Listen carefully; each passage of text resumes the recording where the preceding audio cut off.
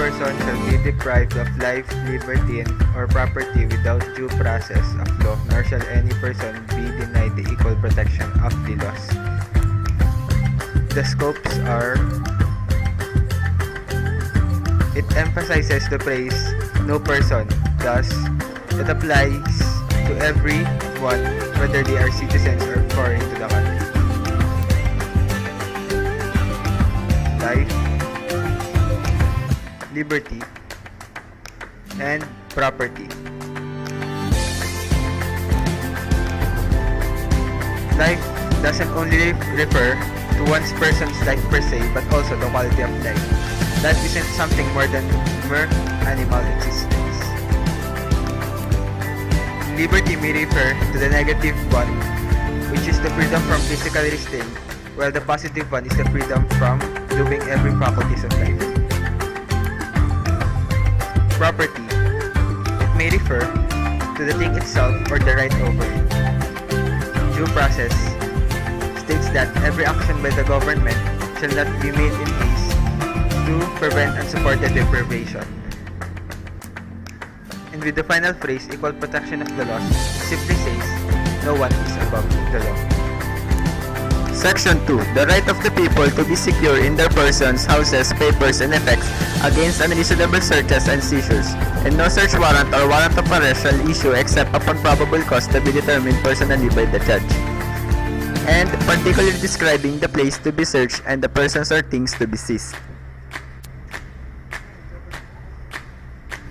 Scope.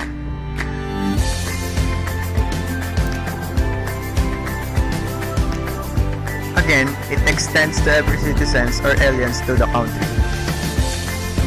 This only means before a police officer can arrest or search a person, he must validly first secure a warrant of arrest or search warrant.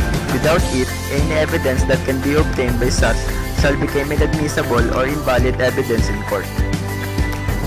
Requisites for an arrest warrant. There should be probable cause. It must be personally determined by a judge.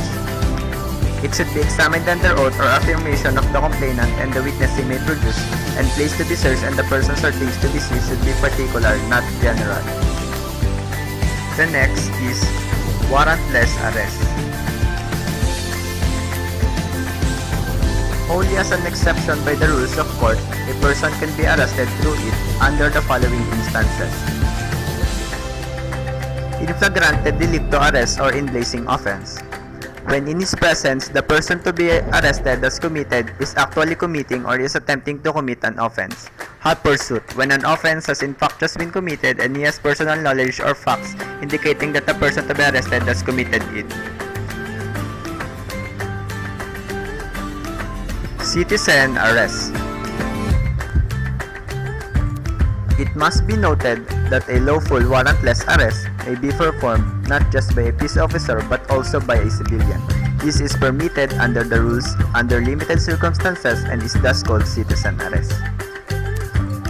Next is what we so-called warrantless searches. Warrantless searches are only valid under the following circumstances.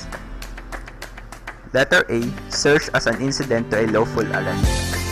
The search is limited to the immediate vicinity of the place of arrest for purposes of securing dangerous objects and effects of the crime. Letter B. Consented search. When the right has been voluntarily waived by a person who has a right, aware of such right, and has an actual intention to relinquish such right. Letter C. Plain view search. This is when prohibited articles are within the sight of an officer who has the right to be in a position to that view. The last is the visual search at checkpoints.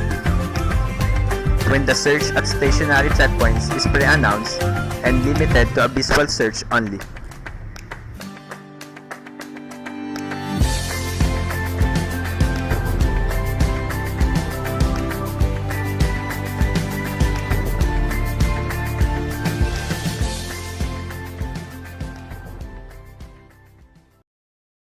Created using Powtoon.